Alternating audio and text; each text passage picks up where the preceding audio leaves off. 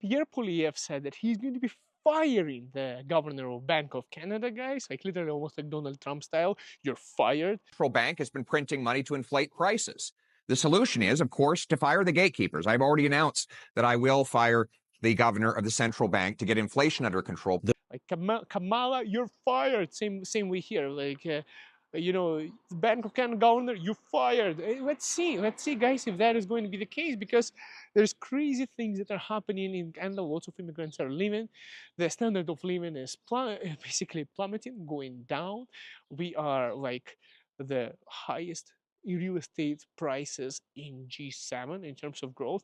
The salaries didn't go up, the economy went down. Unemployment in Alberta, in Calgary, was like 8.5 or whatever. You guys Google it, check ChatGPT what the percentage is right now on the economy here. But we are basically getting screwed majorly, guys. And well, Bank of Canada governor looks like he's going to be fired.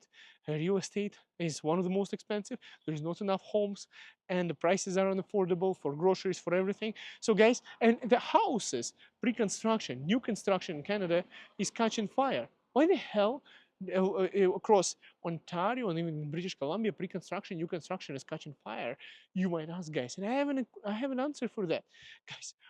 Guys, let me know in the comments down below why you think it's catching fire. Is it a natural disaster? No, it's an economical disaster. That's what. I want to tell you guys why I think the houses are catching fire, and I'm pretty confident that I'm thinking the correct way about it. Guys, look at it this way: there were people who purchased homes. Now, look at this, guys. I want to say, first of all, Bank of Canada lied to us as Canadians in terms of the interest rates. So what they did is the Bank of Canada is they're like, oh, we're not going to be increasing the interest rates for a long term. And then bam, bam, bam, 1%, 25 basis points, 50 basis points, 75%. It went for like what? From like 1.5%, 2% to like 5% in interest rates. We are basically totally screwed like that. And they said they're not going to be increasing the interest rates. So they made a couple of mistakes. First, they were too slow to increase the interest rates. Then they increased them too high. So they were too late to start increasing the interest rates. And then but then they increased them too rapidly, way faster than they should have, destroyed a lot of families in Canada, damaged the economy. And then when they had to lower it down with our inflation rate being so low now, the inflation went down, and now they're lowering down, but again, too slow. So they were lagging behind in hiking interest rates. But when they did, they screwed up and did it too rapidly. And then when they had to lower it down, they didn't, and now they are again screwed up because they're doing it too late. They did one interest rate cut just days ago by 25 basis points, which is a quarter of a percent, 0.25%. But anyways, right now it's like 4.5% prime. So I want to say, guys, this is the entire situation, and the houses are freaking catching fires. Guys, I actually want to show you why I'm on the street. This is one of my favorite streets because one day I'm thinking maybe I'll own a house in this street.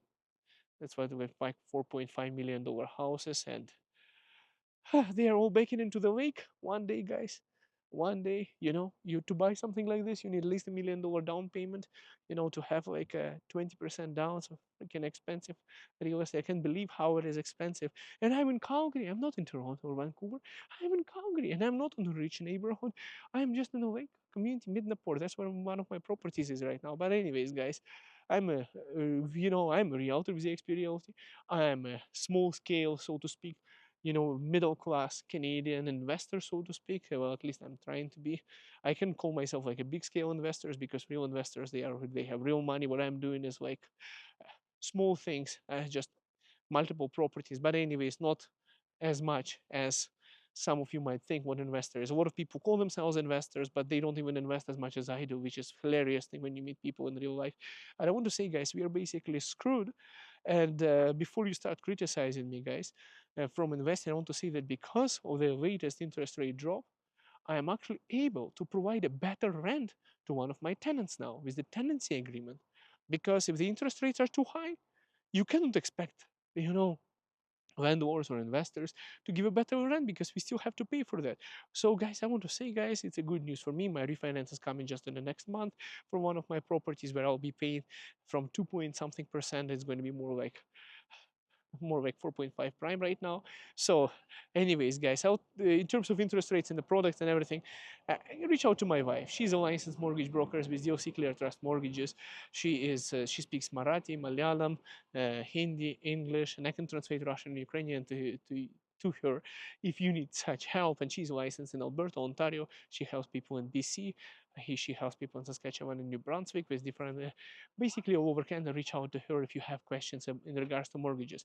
But guys, here's what's happening in terms of the entire house is burning down.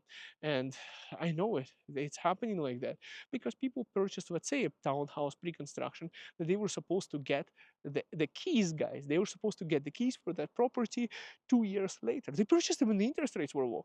And now they pre-qualified for that mortgage. They purchased, let's say, an $800,000 townhouse in Ontario somewhere. And now the construction is coming to an end. And now the interest rates are way freaking higher. So now they're like, okay, well, it was $800,000. I gave $160,000 down payment, 20%. And now I'm going to get the keys, but the mortgage payments are now twice higher than they expected. Like, what the hell am I supposed to do now? Am I supposed to be taking something that I have to pay so much? And not only that, the property value of that stupid townhouse, pre-construction, new building, it came out $200,000 less than they expected it. So they were buying something for $800,000. It's now the bank is coming out. They send an appraisal. They pay $500 for appraisal, $600. Appraiser shows up and says, "Oh, okay, well, the townhouse is worth not $800,000, but $600,000." So now we will give the mortgage based on that, and please feel free to come up with an additional $200,000 cash. You're like, what the hell? Like, I gave all my $160,000 the past decade. I was slaving in my job, my entire family, and my wife, and my kids, and my retirement fund, everything. I put it into this down payment to have this house, and they're saying, give me more $200,000. Yeah, thanks a lot. Thanks a lot, Bank of Canada. Thanks a lot for whatever you did, bastards, so to speak. I'm just speaking on in terms of, those families who, I'm just voicing out their opinions. Like, what the hell am I supposed to do now? So what are the options? What are the options? Well, you know what? Can't afford it. Take $160,000 down payment, let's say, for the builder, and leave me alone. And the builder's like, wait a second. You just sign a contract for $800,000 because that's what you owe us.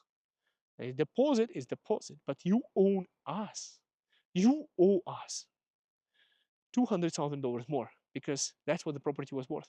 Now we have to sell it at $600,000, but you agreed to buy for $800,000 and you did not commit to your part of the contract.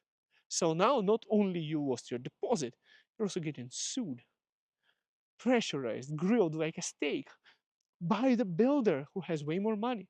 So what are the options? Oh my God, the construction site started catching fire. What happened? Maybe the homeowners. Maybe the homeowners came up with a solution. They're like, oh, I have a light bulb above my head. You know what? If you commit the crime and drop a cigarette butt and start the fire construction and all the row of the townhouses, did everyone a favor, everything catch fire? Oh, maybe you can now claim that the builder didn't stick up to their part of the contract. They're anyways covered by the insurance. They don't care, right? All the townhouses pre-construction burned down. They got the insurance money, and now they can default on the contract, and you can come and take your deposit back. And maybe it's the only way out. And this is the desperate, like people who are doing that because of. You see, guys, and that's why I think Pierre Poilievre was saying recently. I have to find the article where I heard it. I heard it from another real estate agent who mentioned it, but I have to find proof for that. I know that for a fact, I checked that information. He's planning to fire the governor of Bank of Canada. That's what he said.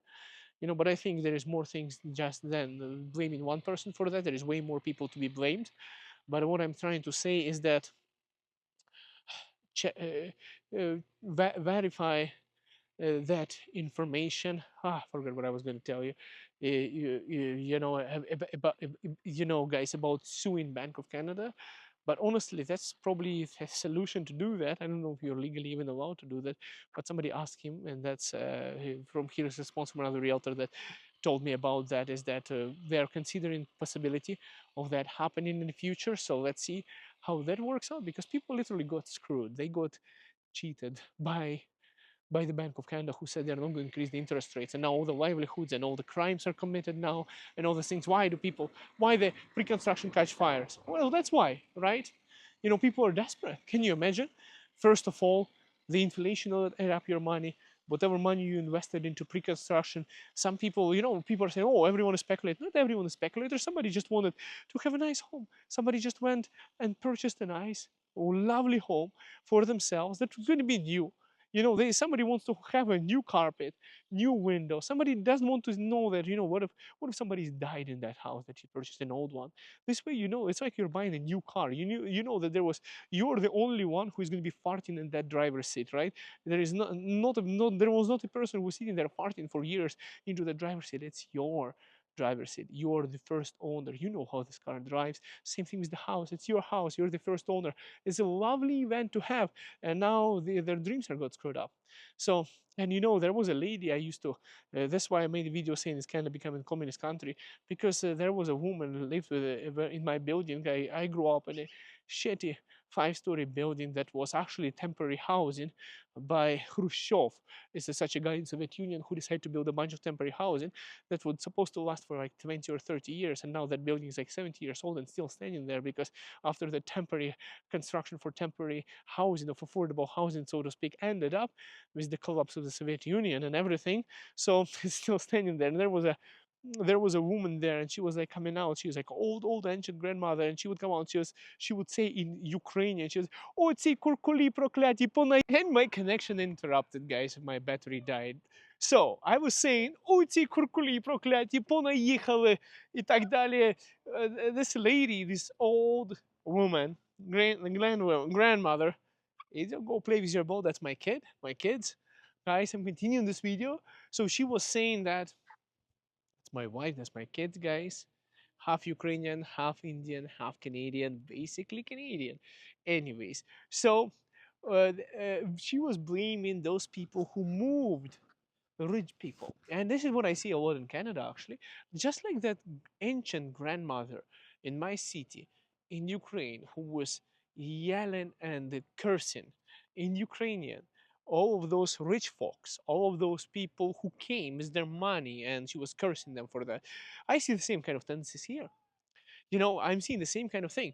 And I was living in that temporary housing. And that temporary housing, it was supposed to be lifespan of that housing was not more than 40 years, but it was already 70 years old when I lived there. So that temporary housing never became permanent. It became like an abandoned. Basically, nobody built better housing.